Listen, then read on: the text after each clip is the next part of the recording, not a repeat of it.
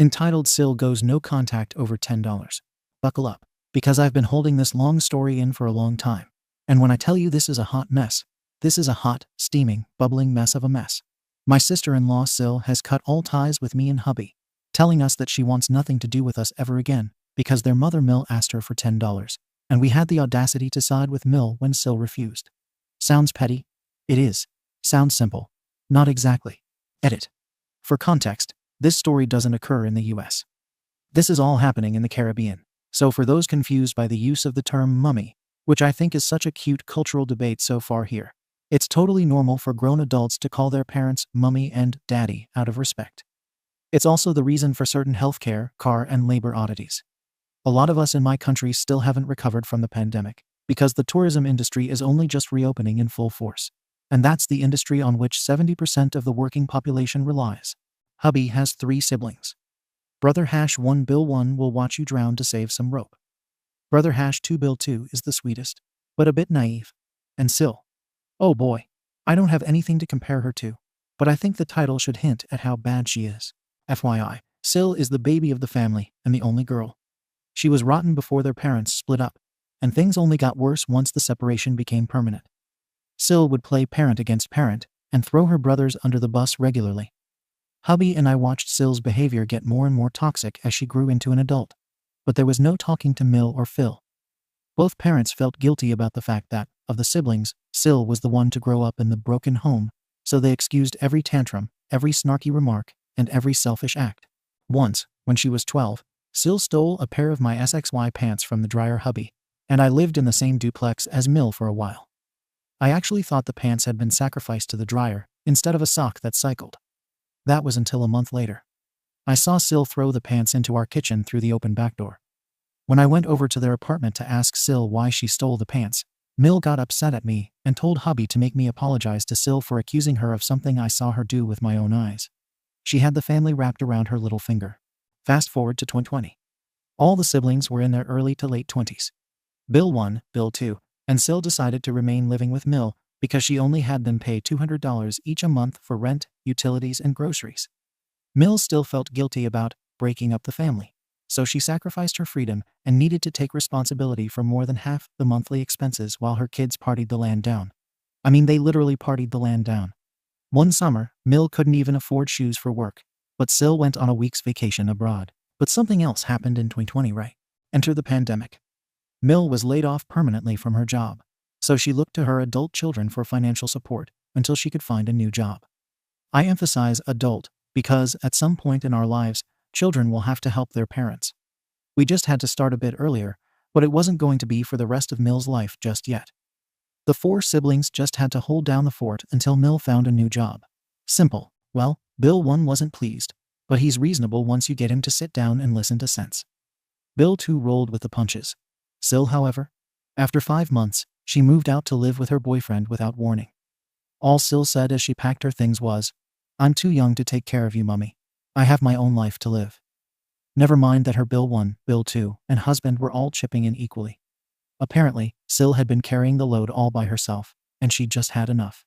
She was so tired that SIL left her dog for Mill to take care of with no money. We were all speechless.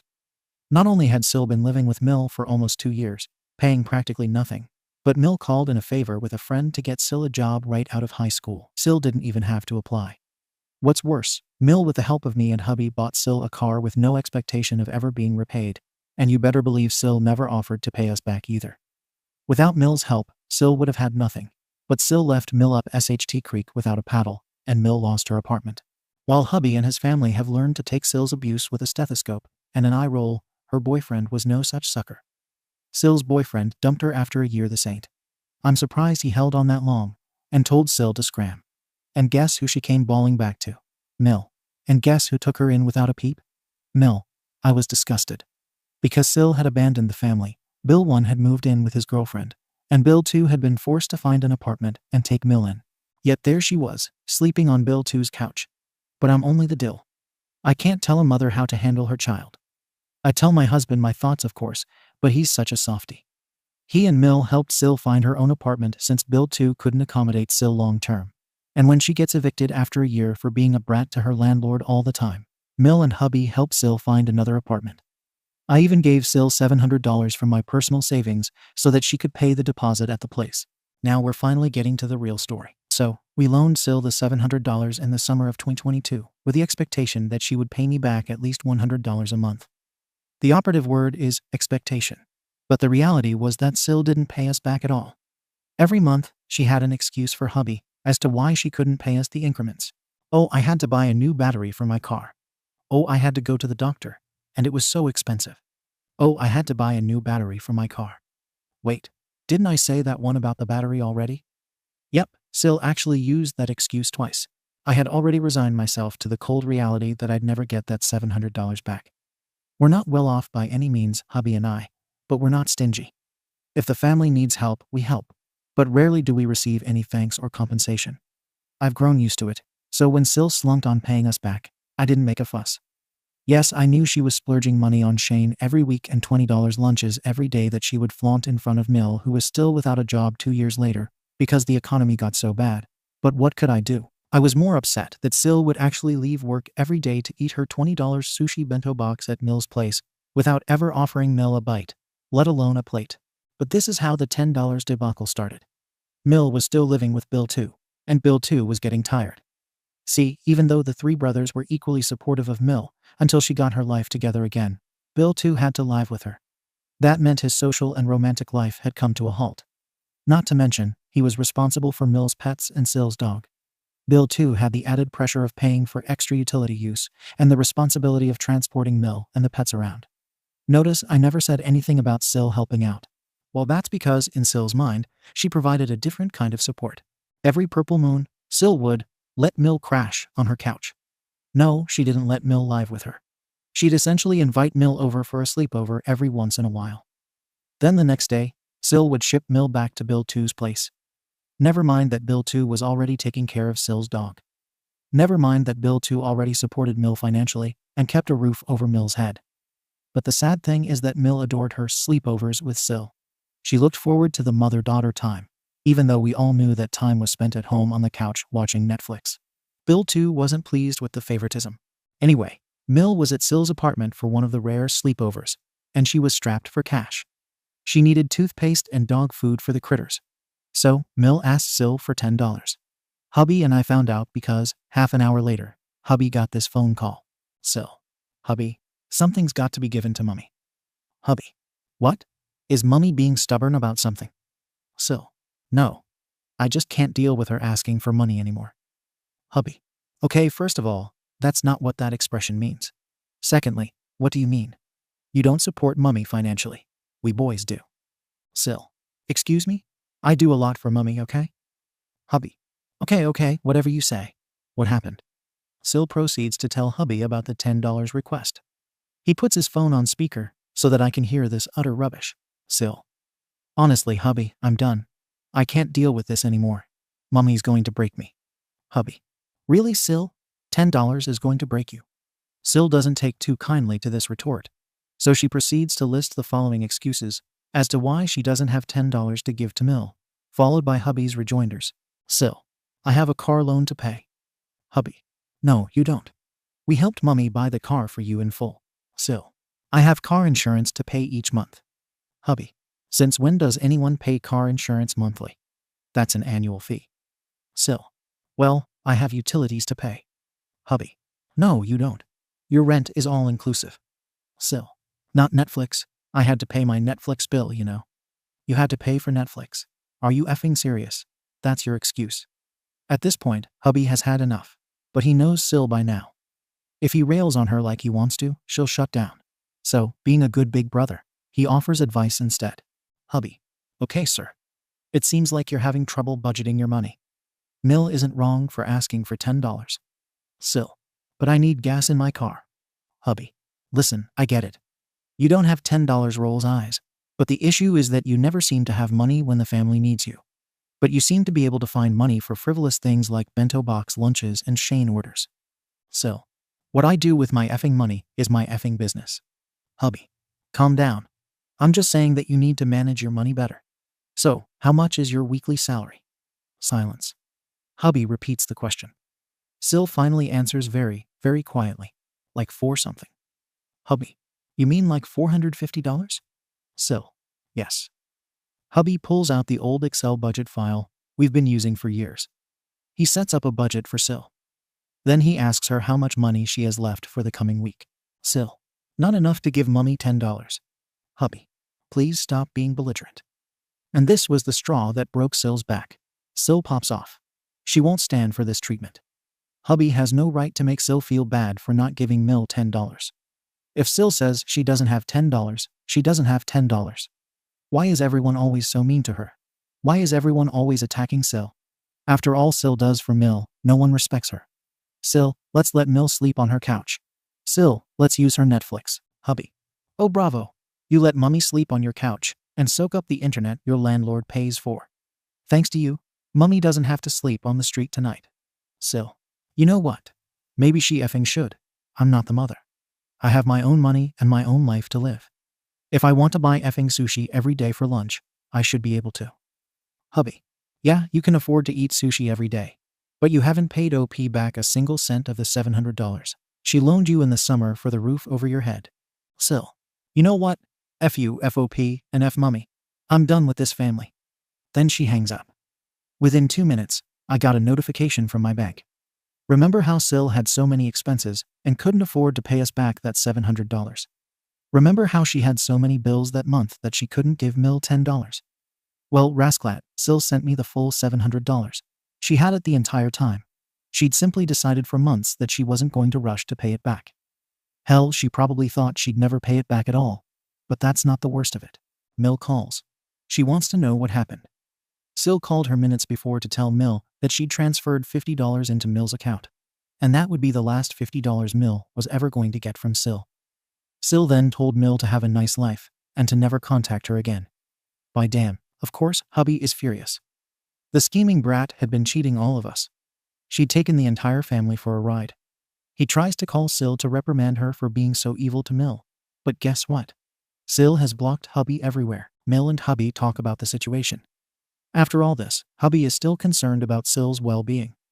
Hubby tells Mill about the budget he's worked on for SIL to help her. If she's only making $450 a week, SIL needs to be more careful with her money. Mill. $450. SIL doesn't make $450 a week. She makes $650. Reddit, I literally fell to the floor. This bee, SIL lied to her husband about her weekly salary just to get out of giving Mill $10 effing dollars. At this point, Mill realizes SIL doesn't care about anyone but herself. It hurts because SIL is Mill's only daughter, but Mill agrees with her husband that this behavior can't be accepted. Hubby makes a pact with Mill to have no contact with SIL since SIL believes that she doesn't need her family. So then tell me why Bill 2 calls us a week later to tell us that Mill is babysitting SIL's new dog. You heard me. New dog. Not the dog Bill 2 is taking care of. SIL got a new dog, and the moment Mill saw SIL's name on her phone screen, she took the call. This was about 4 months ago now, and SIL and Mill seemed to be right as rain with each other. Even though SIL said point blank that Mill should sleep on the street, Mill accepted seeing her back with no request for an apology. As for us, SIL still has hubby blocked on all platforms. I guess we're the bad guys after all. How dare we call SIL out on her SHT and make her feel bad for not giving Mill $10, right? Comments. Mammoth Basket 40960. She is a narcissist who only cares about herself and what others can do for her. She is entitled because, from this thread's information, she is the golden child, and Mill will accept anything from her to have a relationship. Mill is not doing SIL any favors by allowing SIL to treat others with such cruelty. Further, by not helping teach SIL how to learn boundaries, her future relationships are doomed. This family dynamic is a hot mess. Without respect and empathy, there can be no healthy love and/or relationships. As for Bill 1 and Bill 2, keep those wallets zipped up tightly against the sill. OP, I feel you and your family are living within this unhealthy family dynamic. I have had similar experiences in my own family. It's like a train wreck, and you can't look away. Good luck to all of you. You're going to need it. Update. It's been a while since things went down with my SIL, who cut contact with me and DH because we thought she was being unreasonable and selfish when she denied Mill $10. But I finally have an update, and I'm cackling, apparently. After SIL reconnected with Mill a week, after she told Mill to jump off a bridge, Mill and SIL started hatching a plan to move in together. They just had to wait until SIL's lease ended in June. Well, April came, and Bill 2 was anxious for news. He wants his space back to himself after almost 2 years of housing Mill. He wants to vape and drink a glass of whiskey without his mom nagging him. He wants to bring a girl over to wine and dine. He wants to choke the chicken without Mill snoring in the next room. But Mill has no answer for him. Well, I guess Mill asked SIL for that answer, because SIL blew up. First, she called Bill too, and told him to keep his nose out of her arse, then proceeded to block him on all platforms. A week later, SIL called Mill and said that Mill is too toxic to have in her life. And not only will SIL no longer be moving in with Mill, but SIL is going to have no contact with everyone. Mill cried for DH. We rolled our eyes and shrugged because we definitely didn't see that coming. Then, just this Saturday, Bill too got a notification from his bank. Someone had transferred $50 to his account. He was confused and decided to wait to see who sent it. Not an hour later, he got a call from an unknown number. It was SIL. Apparently, SIL bummed Phil for $50. But the easiest and quickest way to get her the money was to send it to Bill too. So, because every other person in the world is a side character in SIL's personal soap opera, only present to push her own narrative forward, SIL told Phil to transfer the money to Bill too without asking Bill too for permission. Then she unblocked Bill too only long enough to command him to withdraw the money ASAP, so that she could swing by his apartment to pick it up. Bill too burst out laughing. He didn't even have the breath to tell her to F off. He just laughed and hung up the phone. Bill too called DH, and since Phil didn't even wish either guy a happy birthday this year, the brothers decided to use the $50 as a gift from deadbeat Papa to buy drinks for a shindig they'd planned on having for their uncle, who came in on Friday from Europe. The party was yesterday, and all the family excluding Phil, because this is Mill's brother, came together to drink, talk SHT, and be merry. So's were invited, but I couldn't go because I have the cold. Boy, I wish I'd gone anyway. DH came home laughing. Apparently, SIL really needed that $50 because she hounded and harassed Bill too nonstop. Finally, he relented and told her that she could come get the money at 12 2 hours before the party was to start. He did it to avoid inviting her to the party, but also to avoid hurting her feelings. However, the Queen of Sheba does all things on her own time, and so she arrived at the height of the party. People were laughing, grilling, and having a merry time without her. Of course, the uncle felt bad for SIL, especially because he didn't know the situation. He asked SIL to stay and grab a plate, but SIL said, "Oh no, I have other places to be," and then huffed off to her car, which sped away in dramatic fashion, cloud of dust and all. DH says for a good hour everyone talked about what a stink woman SIL turned out to be, and how sorry they were that the brothers had to deal with such a sour sister. But no one said this to Mill. It was pretty clear to everyone where SIL got her ways from. But better yet, Bill 1 got a message soon after SIL left. In fact, it was SIL. She wanted to know if Bill 2 and Mill had invited him and DH to the party. When Bill 1 said yes, SIL sent a voice note ranting about how much she hates her brothers and her mother and cried about how no one appreciates family and how everyone always treats her like a dog. But she didn't care because F all of us. But pray tell, how could she expect anyone to invite her to anything if she's cut contact with every bloody body? It ain't much. But isn't karma sweet? Update. I haven't had an update on SIL since the party 2 weeks ago. But SIL's performance intrigued hubby's uncle from Europe, and he wanted the tea. So before he left Tuesday night, hubby and I went on a rant and resurrected this story from back in August 2022. It's a doozy. I wasn't sure about sharing it, but Reddit has been cathartic, and I'm ready to expel the audacity I've suffered at the hands of the inept best this rock I live on loves to throw at me and hubby. So here goes. So, back before the $10 debacle, SIL and hubby were on okay terms. She'd had a string of what she'd called bad luck. But I call it karma, and we thought she finally realized that her SHT does in fact stink. I mean, you have to grow up a little bit after getting dumped and being evicted. Genuinely concerned for SIL as her big brother, hubby helped SIL find a place only 10 minutes from ours so that we could keep an eye out for her. We even loaned her $700 from my personal savings to get her into the apartment before July, when she was scheduled to be evicted from her former place. A young woman living by herself in our city is risky, and while her new apartment was super secure, hubby was nervous about her safety. SIL had only been in her apartment for a week or two, but she called hubby constantly. She needed him to fix her internet, fix her toilet, screw in a light bulb, and grab the TV remote because she was too lazy. Was that last one hyperbole? Yeah, but this girl did call hubby once to buy and deliver her water. Was she sick or immobile? No, she just didn't want to go to the store herself. Hubby started ignoring SIL's calls and messages, which only resulted in even more calls and messages because, I guess in SIL's mind, 40 no's and 1 yes is a yes. Anyway, one night, hubby and I were startled awake by a phone call. It was around 1:30 a.m. No good news ever comes at 1:30 a.m. So I was fully prepared for wailing and black shawls. I wondered if I had a black dress in the closet. If I had to ask my grandmother for one of her humongous days of our lives black hats with the beaded netting and feathers to be a good Anglican griever. And if I'd be expected to jump into the grave after the departed now that I'm pushing 30, as good Caribbean women are wont to do. Fun and jokes aside, I was absolutely effing terrified. Hubby answered the phone. And it was SIL. Hubby almost hung up. Because what does she want at 1:30 a.m. for him to tuck her into bed? To get her a glass of warm milk. But SIL confirmed hubby's worst fears. There was someone outside her bedroom window. SIL said she was drifting off to sleep on her couch, watching Love Island, Love is Blind, or some SHT that I know is enjoyable for many, but for some reason conjures the smell of battery acid in my head. But then SIL heard a knock at her front door. She looked out her window and saw a shadow. And then came another knock. She ran to her bedroom, but the noise followed. She was calling us from under her blanket in her bedroom, listening to whatever was rustling from the bushes outside. Hubby asked SIL if she'd called the police. SIL went quiet, and then she said, "Why should I? Can't you come?" "Come and do what?" I furiously cried out over hubby's shoulder into the phone. "Call the police." Because what was hubby supposed to do? Summon his dormant Highlander blood and storm the darkness with a tire wrench. But then SIL started crying, and hubby relented because he's too good for this world. And my dumb arse went with him, because I'm 5'10" with knees the size and density of cannonballs and hands like cast iron pans. However, I only allowed this under one condition. SIL had to call the police. In my mind, we were only driving to the apartment to stay in the car and be near SIL until the cops showed up. Dumb?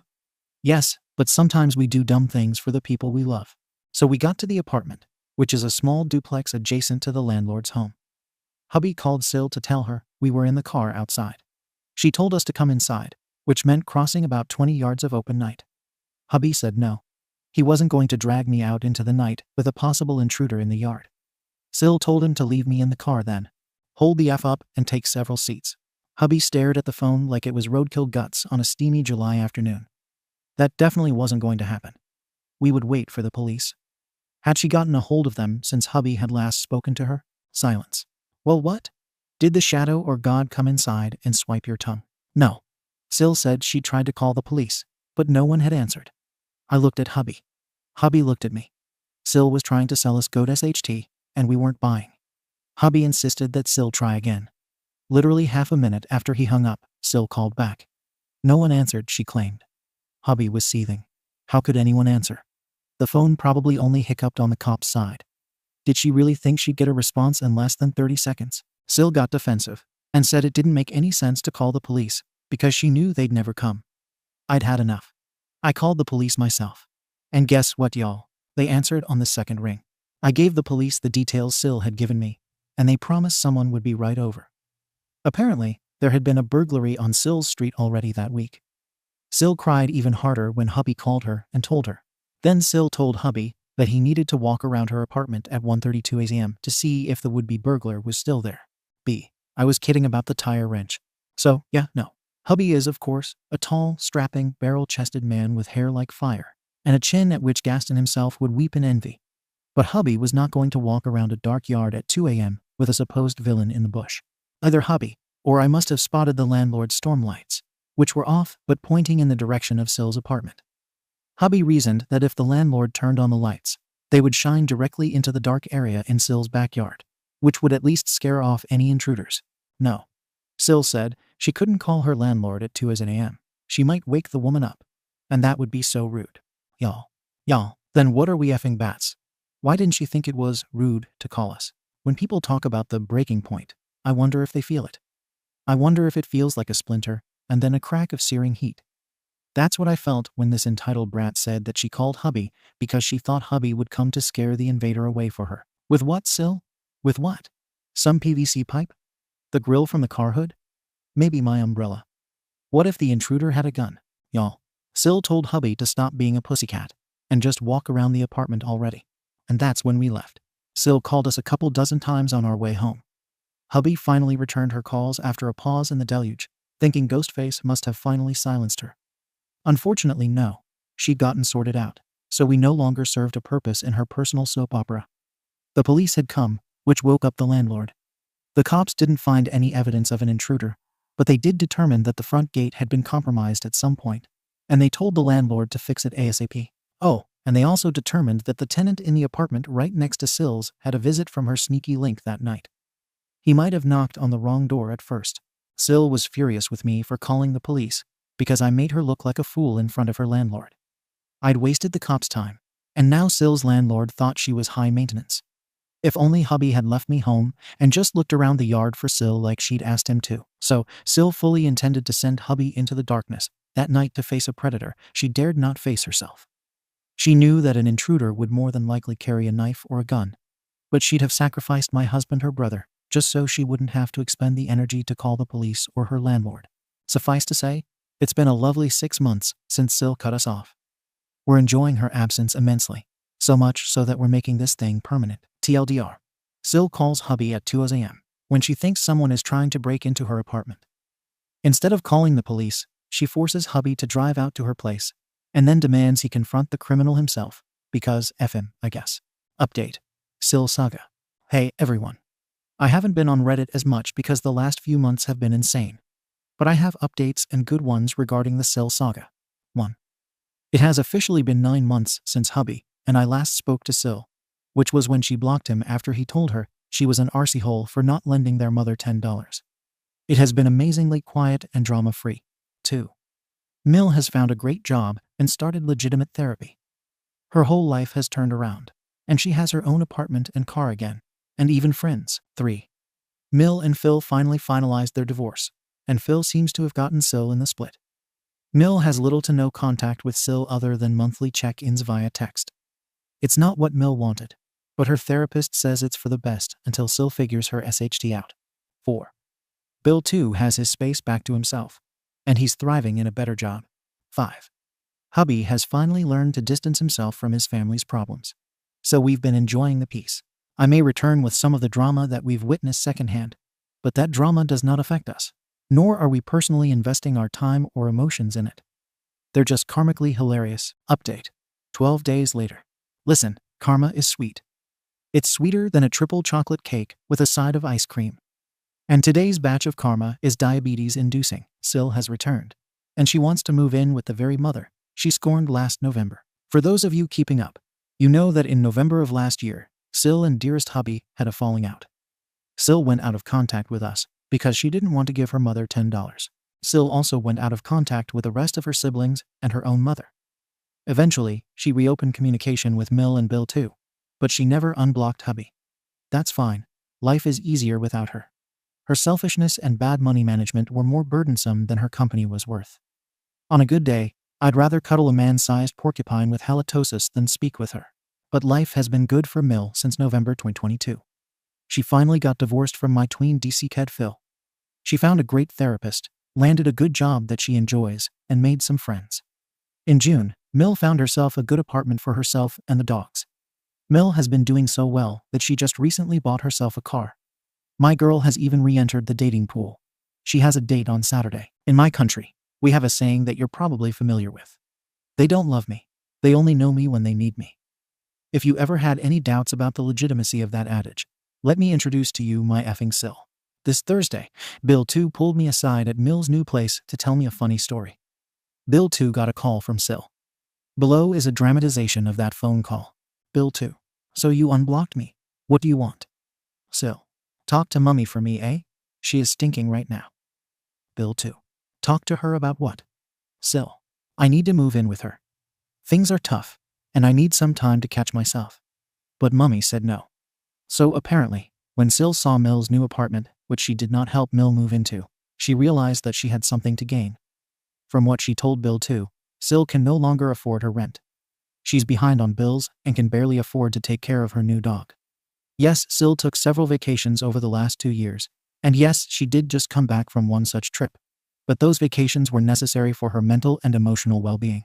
However, now her bills are overwhelming her. SIL thinks that moving into her mother's new apartment will give her the opportunity to fix her financial situation. But Mill turned SIL down. The space is too small. SIL. Talk to her for me, Bill 2. We're family. We're supposed to help each other. Bill 2 blood boiling, but sympathetic. How about I lend you some money for rent this month, and we'll talk to hubby about what you could do. SIL. I don't need to be paying rent right now. I just don't get it. Realization kicks in. Bill 2. So, how are you going to move in with Mummy if you can't pay rent? SIL. Why do you think I need to move in with her? I can't pay any bills. Yes, y'all. SIL wants to move in with Mill and live rent and bill free. Indefinitely. After this yeast infection denied her mother $10 for dog food, after she took back her TV, and after slandering her entire family's names across town, SIL wants Mill to take her in free of charge. And Mill said no, that was 2 weeks ago, and Mill isn't budging. Meanwhile, Bill 2 hubby, and I have been smiling smugly from the sidelines. You reap what you sow. Comments. Willing Grapefruit 9. I remember your original post. Your SIL is what I refer to as a pink dot. I work for an organization that helps people financially with rent, bills, food, etc. When we discover that someone is a user and abuser of the system, we put a pink dot on their card and simply tell them that we're unable to help them and wish them luck. People like that know exactly what they're doing. I have no doubt your SIL will find some sap to believe whatever story she wants to spin and find a way to continue to manage her lifestyle. Oblivion Junkie. I wouldn't be surprised if she used her pink dot to shack up with some guy. It's about all she has left, from what I can tell. Willing Grapefruit 9. That's hysterical. I'll never look at my Rolodex pink dot cards the same way again. Thank you for watching the video. If you are interested in listening to these kinds of stories, we've got more in store for you. Simply subscribe to our channel, hit the like button, and share it with your friends.